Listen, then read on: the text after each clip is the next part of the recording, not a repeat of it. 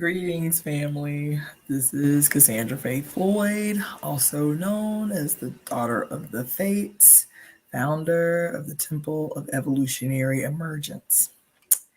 It is 12:44 a.m. Pacific Standard Time on 4/21/2023. And I'm going to tell you, there is a reason that I am reaching out this late at night because this is the courage hour. I am about to do something. I'm about to share something with you guys. I know nobody's watching right now. You're going to see this later. That's fine. But I had to do this right now. I had been putting it off and putting it off. But this is a part of my shadow work, baby. And I talk to y'all about shadow work all the time, about how every time you think you've had a breakthrough, guess what? You got to go deeper. The other thing that I'm talking to you about all the time is, are you really present? And I'm not just talking about currently present. Oh my God. I am talking about the fact that the majority of us, no matter what our walk of life is, no matter what our background is, we are rarely, if ever, taught to, offered the opportunity to be present in every moment, to be present in every decision, to be still and present. So much so, remember how I'm always talking about how are you present? And what that means in the current situation is, are you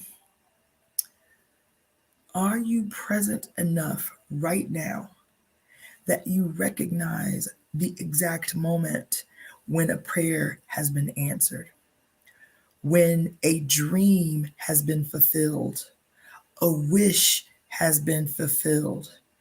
Are you present enough to bear witness to the exact moment that something that you've held secret in your heart has happened, right?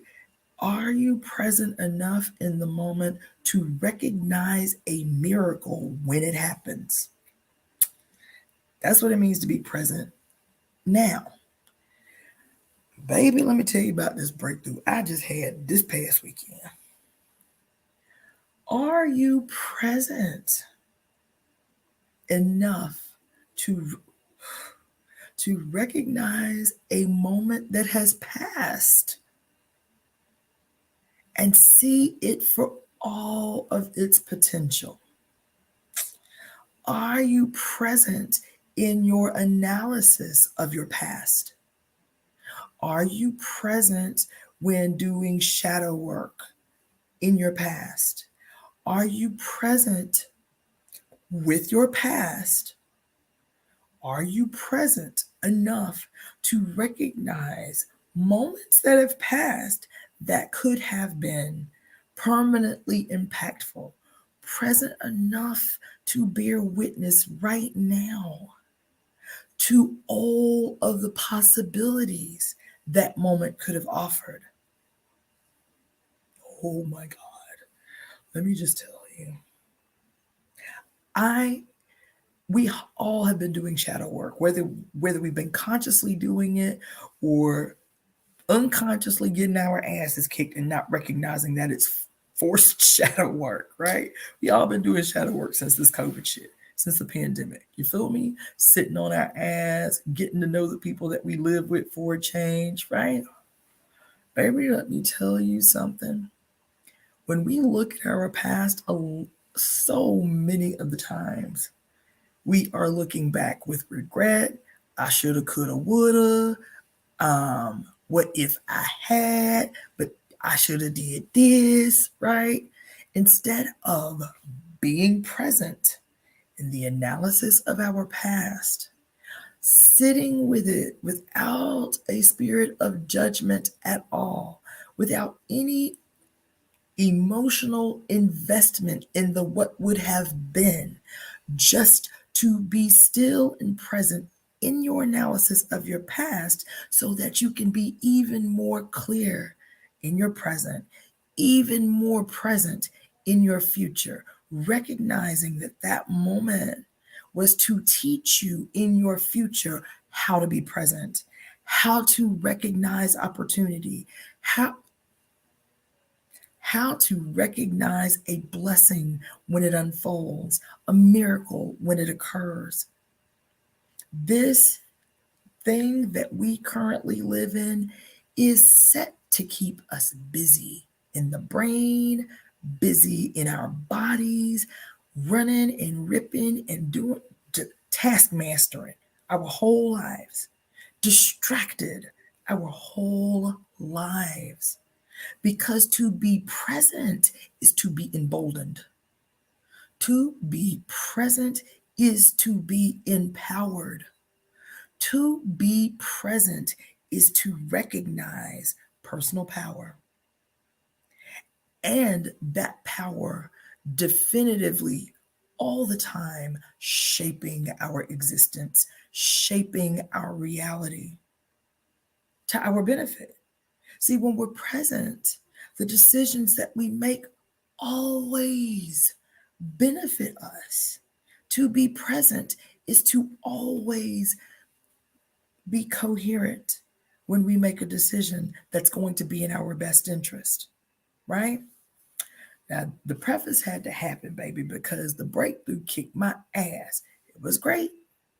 I needed it. I want to also preface by saying this admission, this confession I am about to make to a world of strangers is not about lament. It is not about beating myself up.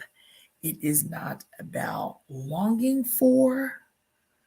It is a confession that must be made so that I can finally close the chapter on what up until a week ago had been a mystery child. Let me tell you. Let me tell you.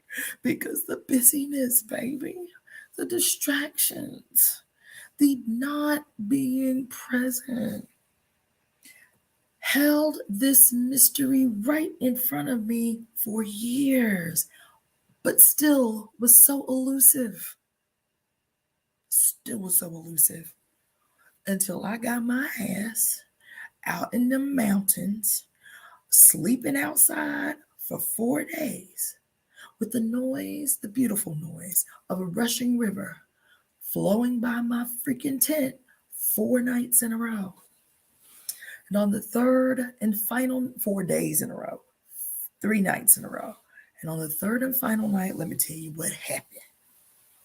I woke up from a dream that was so vivid and so real. So real.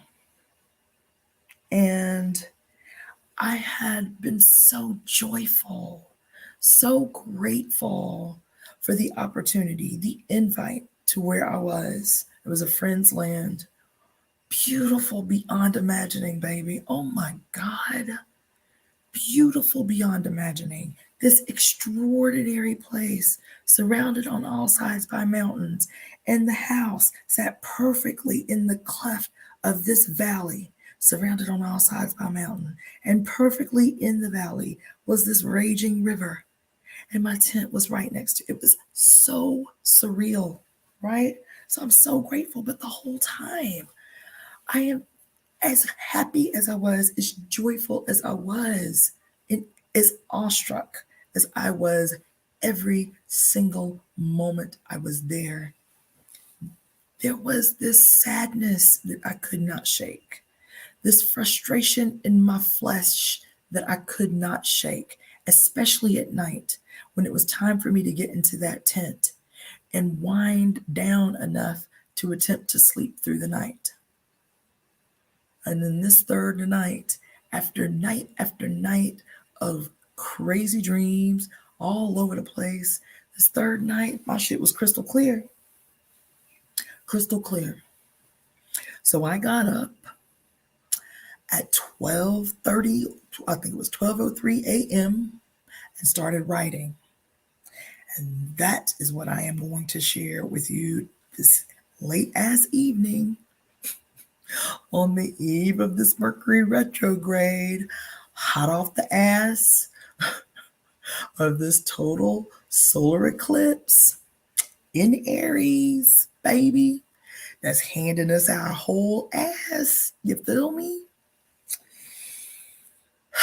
So let me go ahead and read it. I'm like, let me tell you, I don't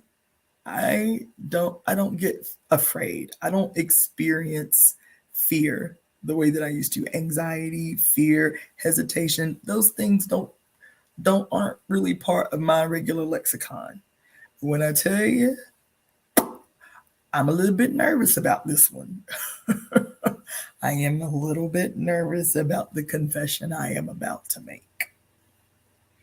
But this dream, and I have been putting this off. Today is the 21st. I wrote this at 12:30 a.m. 10 days ago. And I kept saying every day, you got to say this out loud. This is the lesson, baby. This is the teaching. This isn't me trying to bleed all over the place. The confession, every confession that I've ever made, because I done overshare with y'all often, but every confession that I've made is about teaching us something, all of us.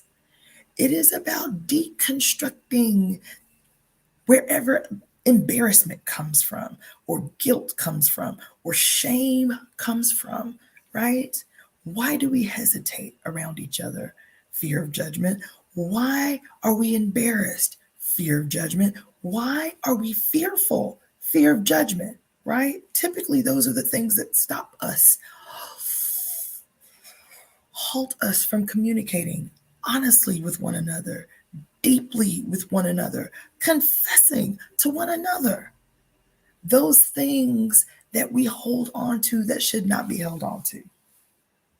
Now, I will say this: what I am about to confess to you involves a person.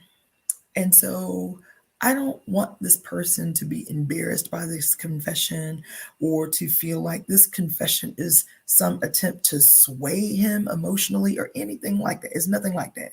This is about me. Today, my motto was, if it doesn't center me, it ain't for me. If it doesn't center me, I don't give a fuck about it. You feel me? This is about me. This is about demonstrating to us that trust is the thing that we are lacking. And I'm trusting a whole bunch of strangers with this deepest, most profound goddamn admission that I probably made today. Baby, but this is what shadow work commands.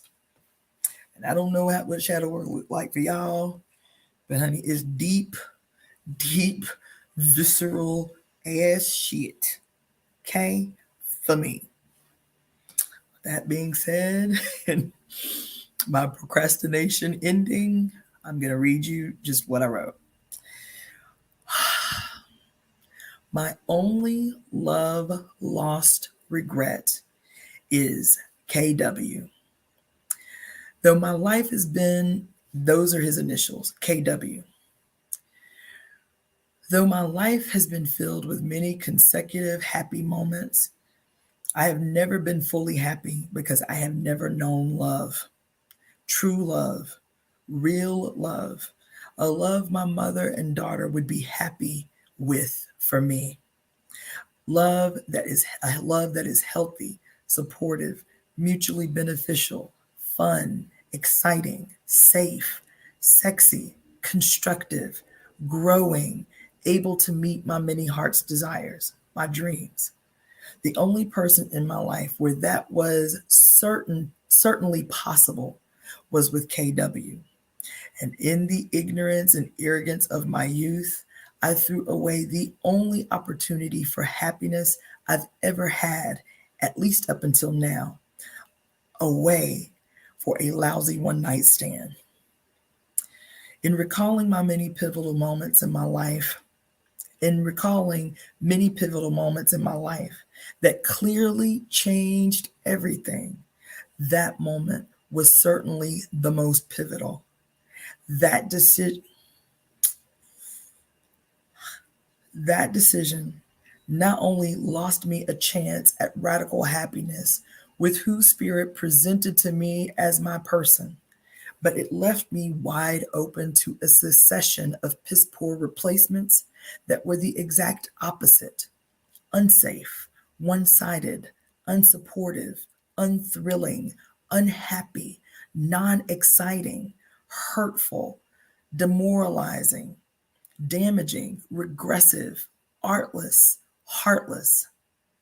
It's a hard place to be, to realize that 20 years ago, I was presented with an awesome opportunity to experience every single thing I have longed for in a person and could not see it, rejected it, betrayed it. Even still, he offered me genuine friendship, which to this day I keep close. And that has been a saving grace for such his friendship has been a saving grace for such a monumental loss. My life has had many happy moments that were never quite full because my heart has always longed for love in those moments, someone to witness those moments with me, experience those happy moments with me. The only person I've ever known that I am certain would have been open to the wildness of the adventures of my life and would have encouraged them is KW. Who would never have tried to control me is KW. Who I would never have had to fear for the safety of my life or my heart is KW. Who I am certain I could trust with my daughter is KW. I have only one true regret in this life, and that is losing the opportunity of a future with this person. Never realizing until now that everything I've tried to force in every relationship was an attempt to recreate what had already been within my reach at one time. I can't say I regret anything else in my life subsequent to that because it shaped me, it molded me. But I can say that I would not have met the movement if I had accepted love from KW. I wouldn't have married a Jamu or met others who left me with trauma or had as many meaningless sexual relationships as I've had. The situation with KW is a mirror situation, actually. I left Birmingham and my band chasing behind a man that promised me love. My band offered me an opportunity through my band had offered me an opportunity for magic through music. I loved them. I created with them. I never dove deep into that loss because Florida gave me so much. KW was one of the first people I met, and he offered me an immediate replacement for what I'd lost in Birmingham. KW is my stone in the water catalyst moment where you can look back on a moment and know with clarity the multiplicity of ways with which that moment changed your whole life and even the lives of all of those around you, even when you couldn't have known or seen it in that moment. I can see it now because I am constantly doing the work to be present. I was never present then, always moving wildly and blindly from one life experience to the next. To be present at this moment on Tuesday, April 11th, which is my daughter's birthday, by the way, 2023 at 12:30 a.m. alone, camping in Ojai by a beautiful raging river and thinking only of one person that I wish could be here to experience the perfection of this place and this moment is KW. It is a complicated thing to know that my life is exactly what it is supposed to be, that that I am exactly where I am supposed to be at peace with where I am in my life, and to be happy with whom my every decision has allowed me to become, and to still be able to see crystal clearly that every single one of my heart's desires that are not yet fulfilled could have been with KW. That's some hurtful, sobering shit. My life performing music ended with that decision. And I never faced that connection until now. All I ever wanted since I was 10 years old was to have a life performing music. It's been almost 20 years since I have. I've always wanted to have a life of romantic travel. I travel now. I've been a I've been a lot of amazing places, but in those travels, I have always been alone. I deeply wanted Morgan, my baby, to know the love of a father and for her to see that person love me in every way, knowing that it would impact how she receives love. I did always long for a someone I could bring home and my parents would absolutely love him. Though I talked though I talked myself out of it because I thought it was impossible for me, I always dreamed of my wedding, of marrying my best friend for whom we had so much in common that we would plan our wedding together like no one else could. To have my stepfather walk me down the aisle, to see my mother crying with so much happiness, and to love to see her approval of us. I can't think of anything that would make me happier. I always dreamed of bringing into my life someone that my daughter could love and trust as much as me. Even the mundane things like checking calls to agree on dinner or washing dishes together are things I've missed out on my entire adult life. These are all scenarios that I can see clearly as a possible alternate life reality from a decision made in a single moment 20 years ago. This is my shadow work, to always go deeper, to never settle with a single breakthrough, to honor the clarity, to learn the lesson in the breakthrough, to face the epiphany no matter how painful. Then, after time spent with each revelation, go deeper because there is always something more. In this moment of clarity, I want to say to KW what I have never said. I am sorry. I regret the day I let you drive away without me. I regret my reckless sabotage of our project, of your project, with my action. I apologize for betraying and hurting our friendship. I loved you then. I have loved you all along the way. I love you today, my dear friend KW. That, my dears, is my eclipse shadow work.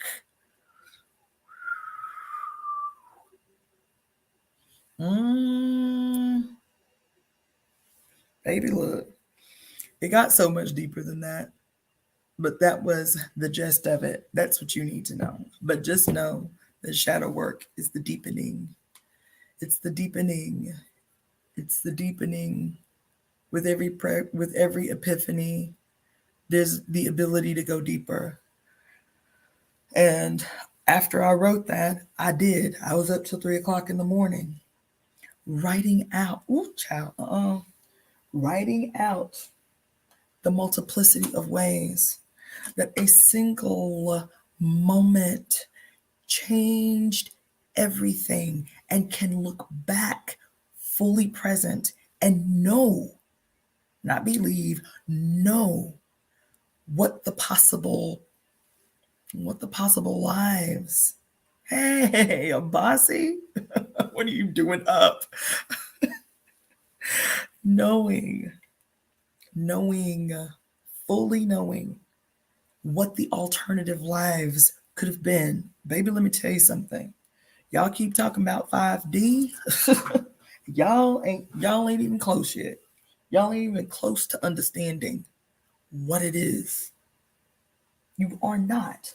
If you are not doing the kind of shadow work that is required, maybe there's no way for you to understand. It's not, I hear people talking about, the 5D is about getting superpowers and bullshit. Let me tell you something.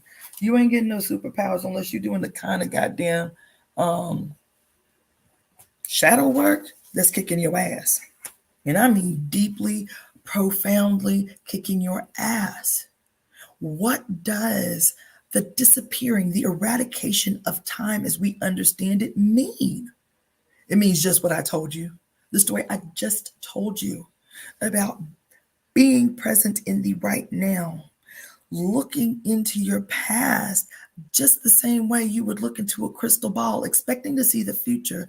Baby, looking into the past with the same discernment and saying, every decision I have ever made,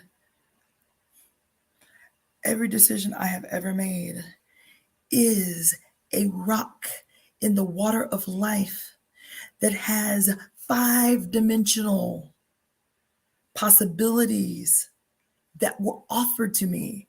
It wasn't just a decision about a this or a that. It was an unending plethora of possibilities offered to me in that moment. And a singular decision changed every possibility. You understand? Let me tell you something. To be as present in your past as you are in your right now. To be at, oh my God, to be as present in your future as you are right this moment. Do you even comprehend what that means?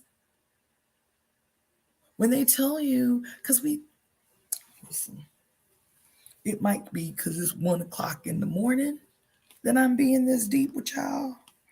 Baby, let me tell you something. Sleeping in that tent with that noisy silence,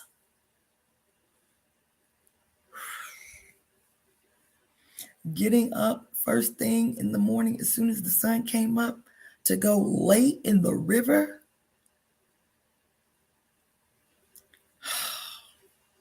coming from 5 weeks of trying to have a radical impact on the health of my mother, to be thrust backwards in that time to the insecure 12-year-old child that grew up in that house while trying to be my mother's doctor at the same time.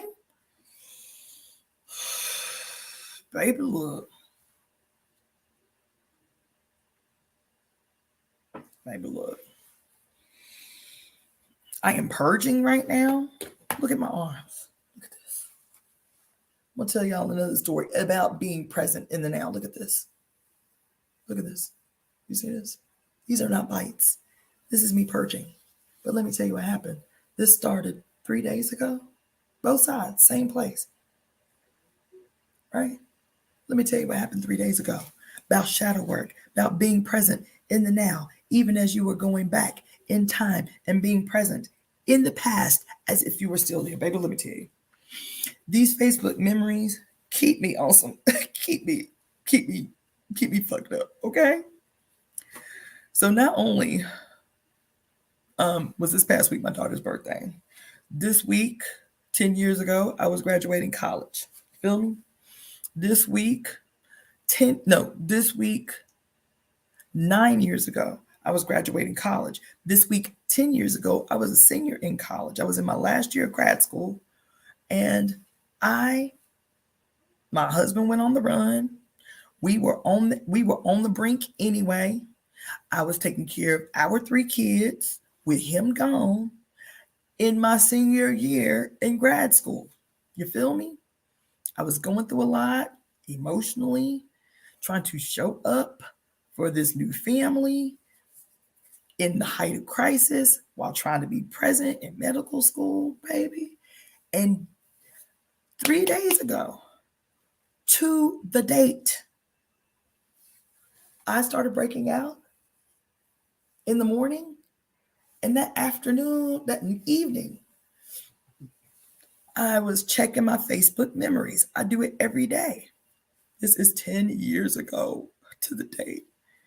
To the date, okay? I go on my Facebook memories that night, and I'm fucked up because 10 years ago to the date, 3 days ago, I had this exact same breakout. The exact same breakout 10 years ago, 3 days ago. 10 years from 3 days ago. The exact same thing. I posted about it on my Facebook page. There's a whole folder called Spring Cleaning or some shit like that, where I posted all of these pictures of me breaking out all along my SI channel and my Sanjiao channel. All the way across. It ain't gone back far enough because this went from my whole SI and Sanjiao channel all the way across my back, all the way across those two channels. Right? And I was like, what the fuck?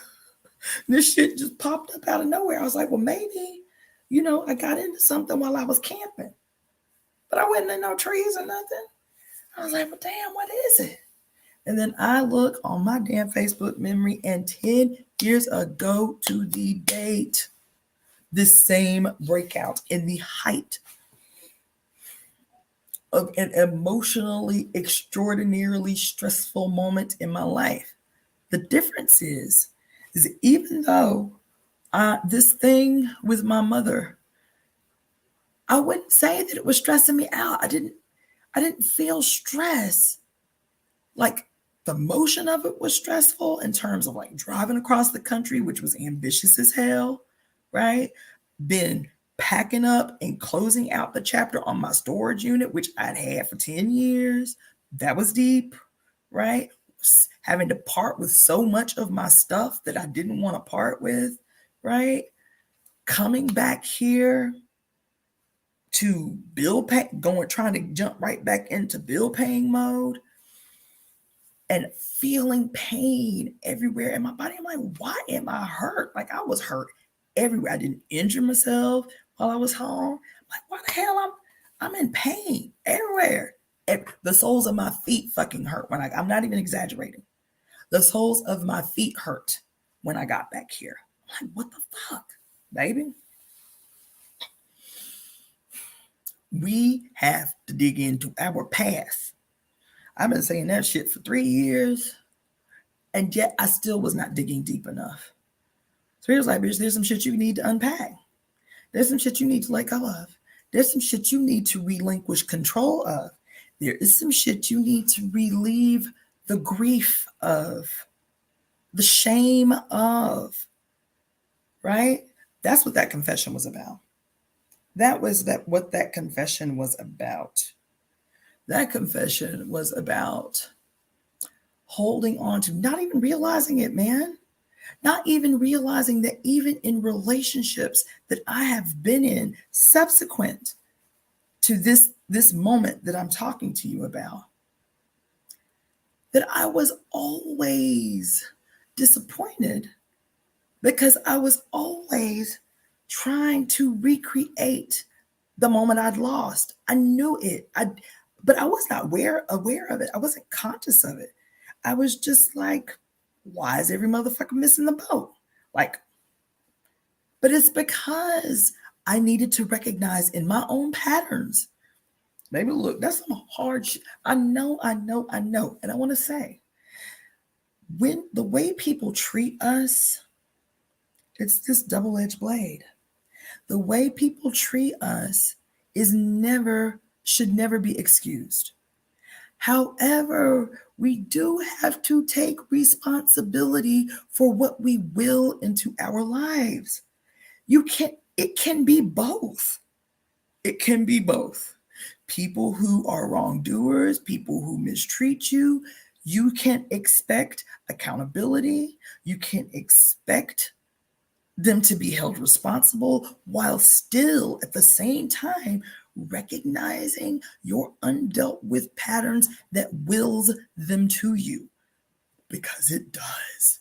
I used to make this joke long before I knew anything about the law of attraction, long before I knew anything about thoughts becoming things, long before I knew any of this esoteric woo-woo stuff, right? I'm just being funny. Long before I was a political activist, long before I learned anything about dialectical materialism, you feel me?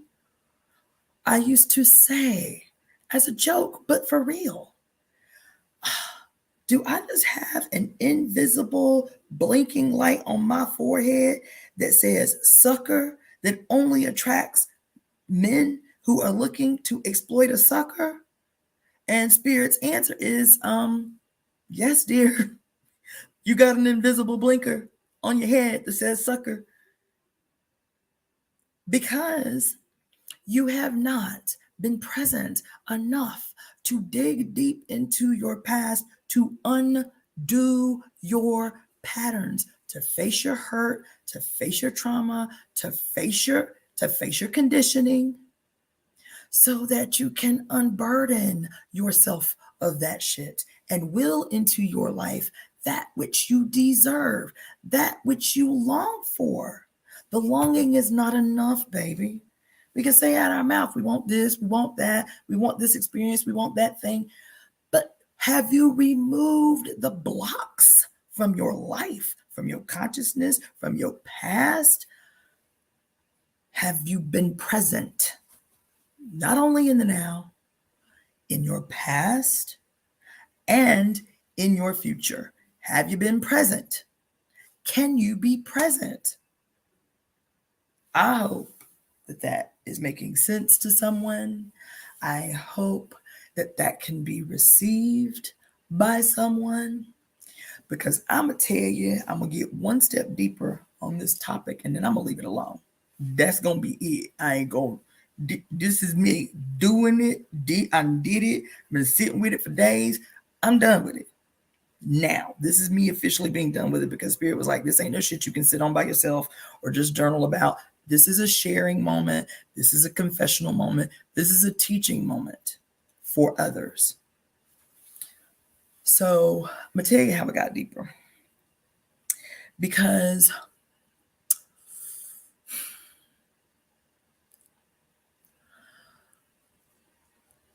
even when I made this decision, that in my mind was so general, it was so, the decision was so typical, and it was just typical. It wasn't anything extraordinary. It wasn't like, your life flashed. Oh, it wasn't like we envision our lives flashing before our eyes, and we think that our life flashing before our eyes is going to be all the monumental shit, right? Not all the time. It's not all the time that it's going to be the monumental shit. It might be the very seemingly in a moment minuscule events that created a tidal. Oh my God, that created a tidal wave somewhere. Baby, look. Oh my God. So the night, I remember it like yesterday, and baby, I am telling you, I did not recall it, didn't think about it again. This was 20 years ago. I was 28 years old. I was a baby. And I didn't think about it again until I was sleeping in these damn woods 2 weeks ago, or a week ago, whenever the 11th was. I didn't think about it again. That's how insignificant the moment was. But when I woke up from that goddamn dream at midnight, it was like a billboard the size of the Hollywood sign in my consciousness. This was the moment, Cassandra. This was the moment where your life was presented with a fork. This was it. It was one of the many, but this was a monumental one. And it was that quick, that instantaneous, that fucking quick. And seemingly insignificant moment, baby, that changed everything. And when I tell you, I can see clearly what my life would have been had it's not about wishing, hoping, regretting with the longing, because I'm not. The regret is instant. The regret is in that moment. It's not like I have lived a life of regret subsequent to that moment. That's not it. That's not what I'm saying. I hope I'm being clear. But to be able to be present in that moment, and I'm telling you, like a movie, to be able to see that moment when the option was to go home and sleep with a relative stranger. I mean, I knew the dude, but not like that. Or to drive off with the other who I did know, who I did care about, who I did trust, but we were just friends. But I knew there was a potential for something more. And I rejected it. And to be able to see, as if I was still in that moment, the subsequent chain of events that would have happened had I rode off with him, had we become partners, had we become lovers, and see it, baby, unfold just as my life, my other life has unfolded. I'm trying to tell you something. What allows me to be able to do that is to know people, is to know people's character, to be able to predict the what if, not only the future, the what if, the what had, what could have been, not based on some idealism, based on a person's character, based on my relationship with this person. We still have a relationship today. I love this. I love this human. I respect this human so much. I cheer for this human. Right? I revel in his victories. Right? Baby, let me tell you. And so, and even the other person, we are friends. He is married. I care about this human. One time, this little indiscretion that we had. And I didn't feel guilty about it because I was single at the time. And so that was the thing that justified in my mind the decision was I'm grown. You understand? Like I'm single. You feel me? Let me go sleep with this dude.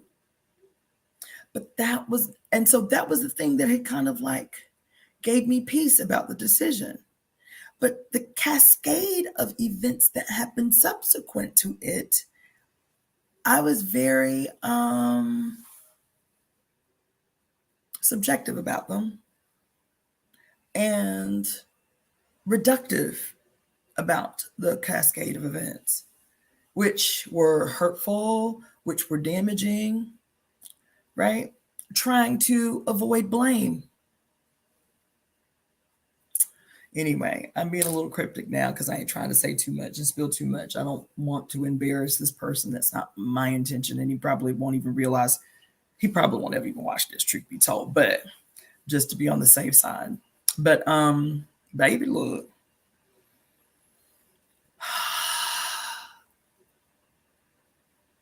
I am so fortunate.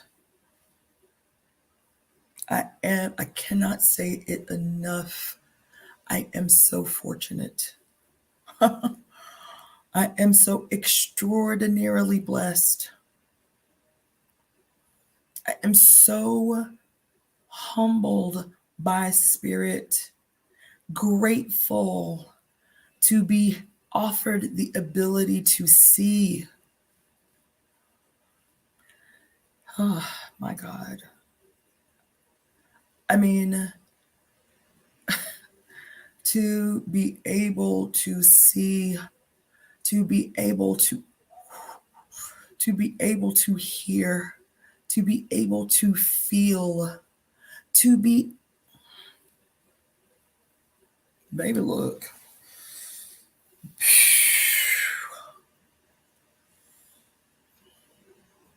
I am so grateful. I cannot say it enough that even as I make this confession about this opportunity that I let slip through my fingers and set me on a 20-year trajectory of hard ass lesson learning that I know not only impacted me, but impacted my mother, impacted my daughter, I know that. I know that decision now.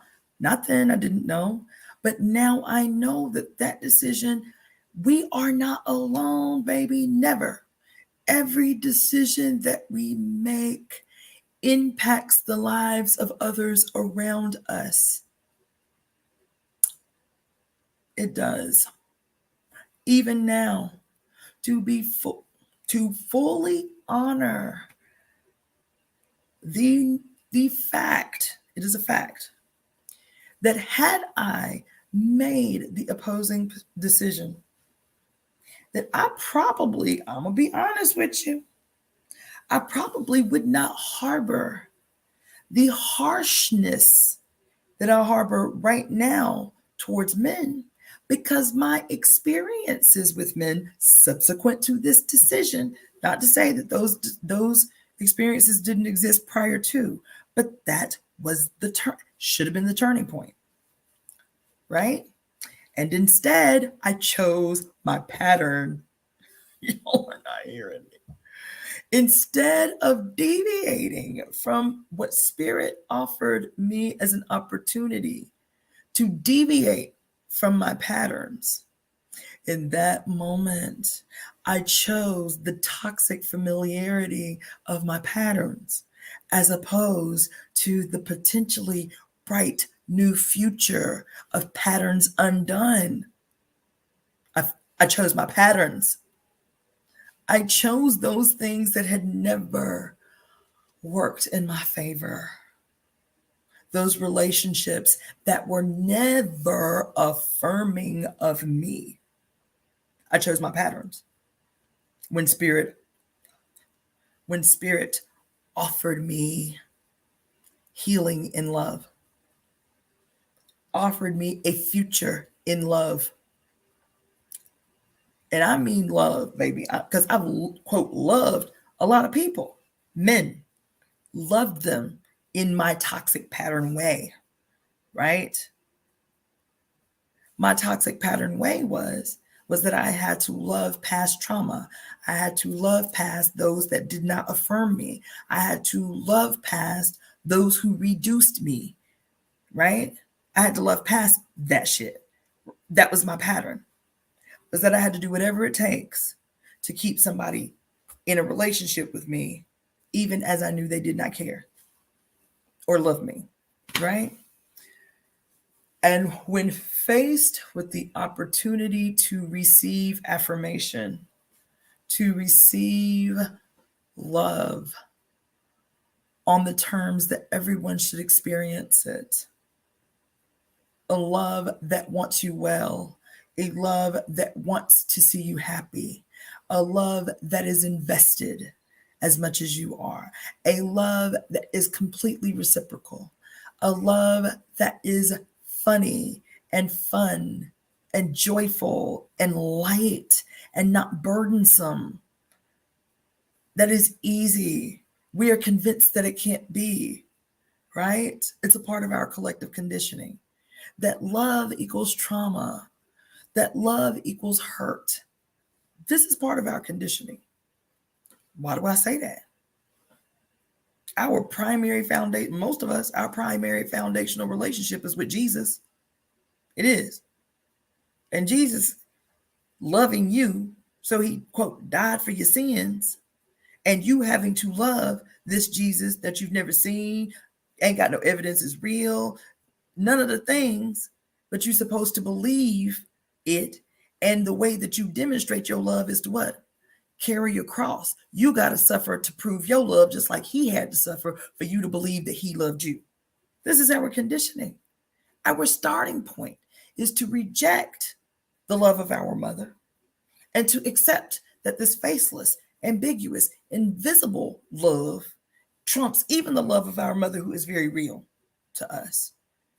And so if that's your starting point, then of course you think it becomes normal for us to expect hurt in so-called love relationships, because love equals pain, love equals hurt. That's our foundation. And so we think that our patterns start with, our mama not giving us what we wanted or knocking us upside the head every now and again or whatever. But even their conditioning, parents, is based in the same philosophy imposed on the majority of us. And it's not just Christianity, it's all of these traditions. See how I segued into my normal spiel? But it's all of these traditions that teach you that love, that enlightenment, that wellness, that spiritual wellness, right, have to come at the expense of the comfort of your physical body, that you have to be in pain, that you have to brutalize yourself. You understand? You have to starve. You have to make these grand displays of your commitment to, or what have you. So, in hindsight, it is not hard to believe that I chose my conditioning when faced with the very real possibility of being truly happy.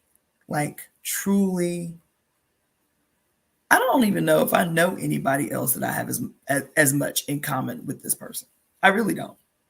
And I'm not saying that because I'm not lamenting. I'm not. I am recognizing as a present person when my decision, like I said, my catalyst event, my stone in the water event occurred, and the many, many lives and ways that those waves represent the different things, the different impacts that stone, that catalyst moment had in my life, and how my life would be different. And that is not regret. I love who I am. I do. I love who Spirit has allowed me to become. I do. I really, really do. I love every single person that I call friend. So much so that I feel like I should make another statement. If I have ever, and I am sure that I have, because I can be an asshole sometimes and not even recognize it until like now when I'm doing shadow work and I'm having to reassess my whole life to see these moments that are now allowing me to be present in my past. If there is anybody that I have ever hurt, like whose feelings I have hurt, who I may have dismissed, who I may have been reductive of, who I may have in my arrogance harmed, emotionally, or not shown up for in the best way, I want to tell you, I apologize. I apologize. I don't have an excuse. There is not one.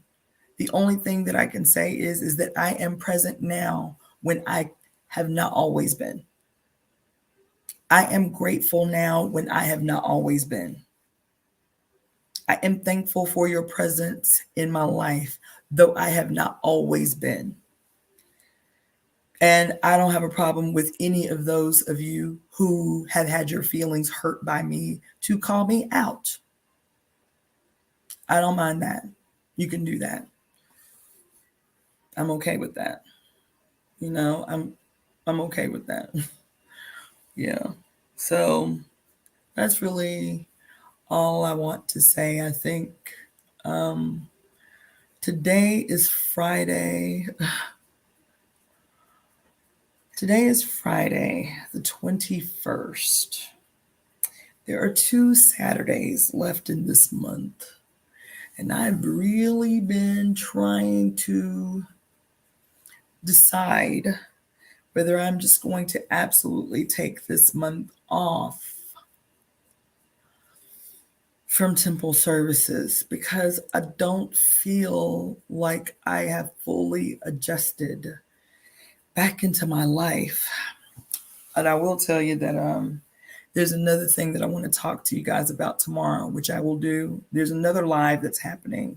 So every day at 3, these are old videos, so don't think that they're live. These are all old videos that I've been posting on the book, the Communion, the Female Search for Love, that is not current.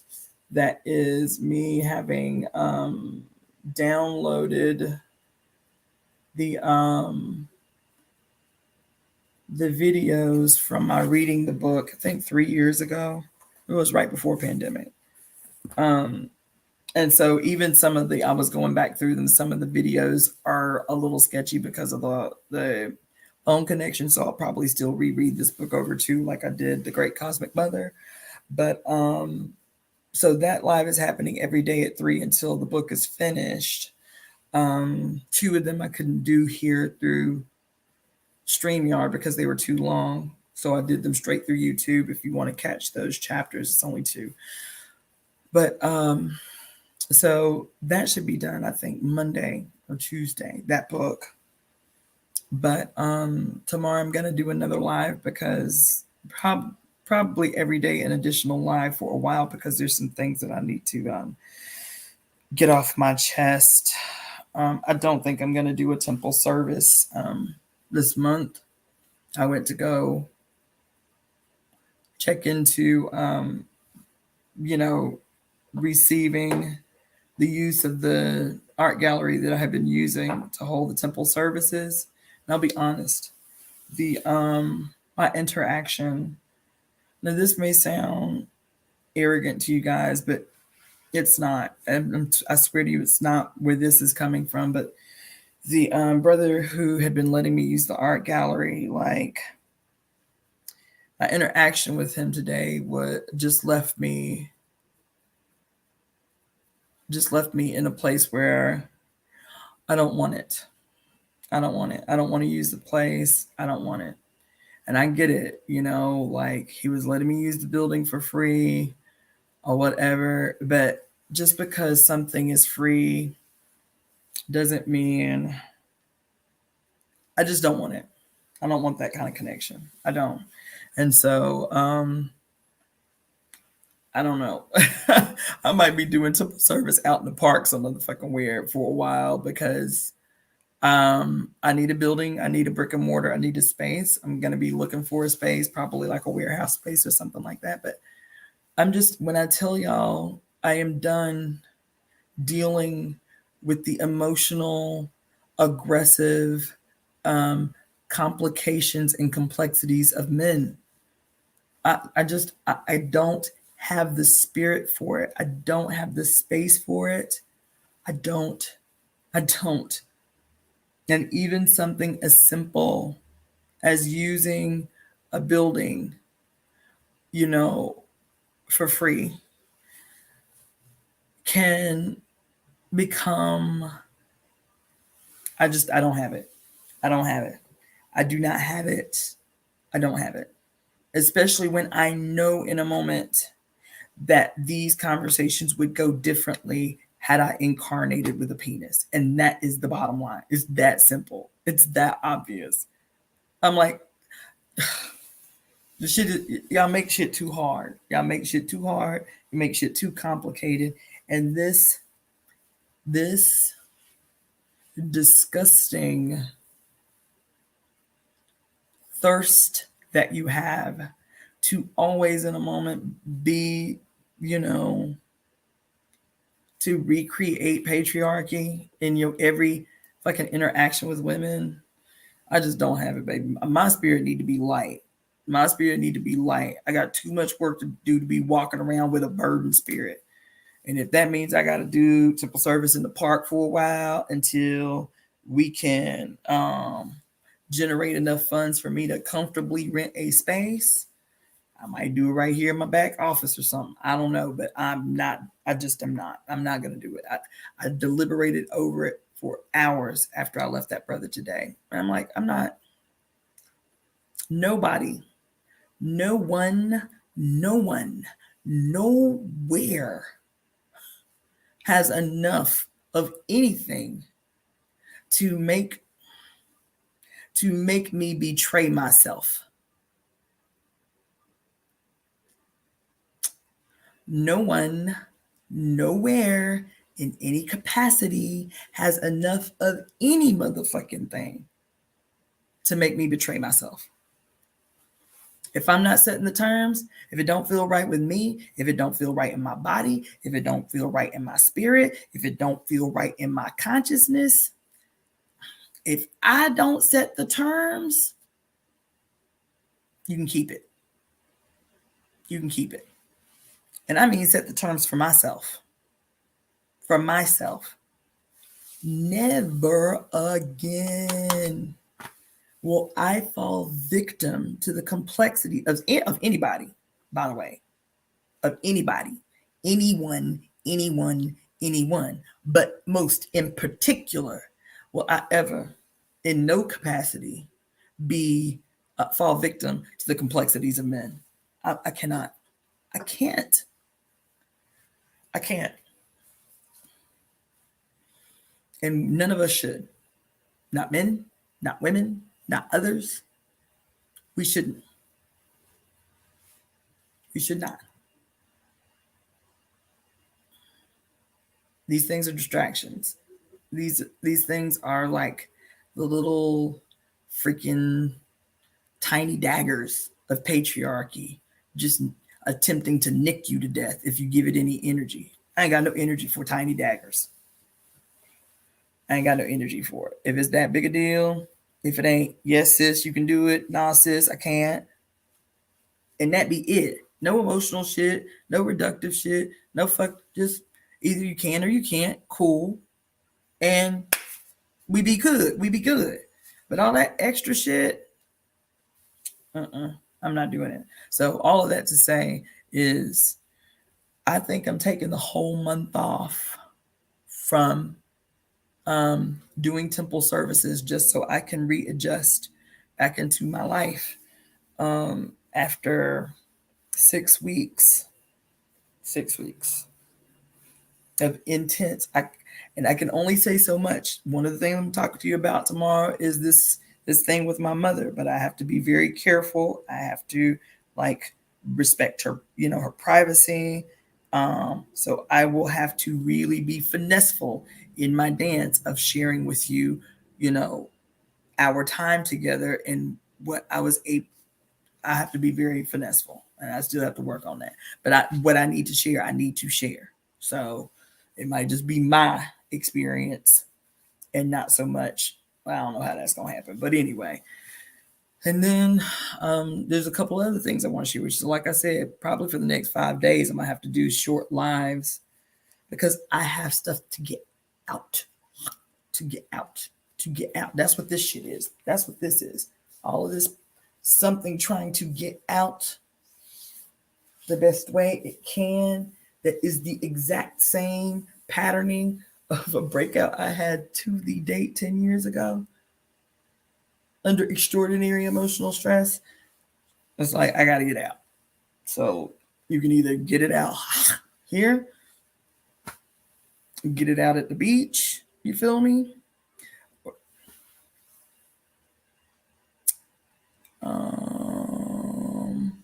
I see that, and I will entertain that. I see the offer to promote my channel, and I will entertain that. I'll check it out more. And yeah. Anyway, yeah, so I got a lot to get out, and I want y'all to just be patient with me, but probably every day until I get it out. I'll have a live for you on top of the one that I'm already doing with the reading of Communion, the Female Search for Love. And then I'll start another book right after that too. All right, well, that's all I have for you this evening. My name is Cassandra Faye Floyd, also known as the Daughter of the Fates. I want to thank those who joined me at this late witching hour on this Mercury retrograde. And I'll see you tomorrow.